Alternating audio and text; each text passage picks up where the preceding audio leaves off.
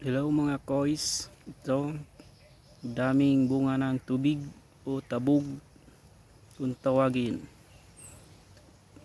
kaso hilaw pa ang mga ito. Dami ang bunga, kulay green pa, di pa pwede kainin. Hanggang sa taas ang bunga ng puno ng tubig, daming bunga. Ito nga, may isa pang pugad ng putakti. Muntik pa tayong kagatin.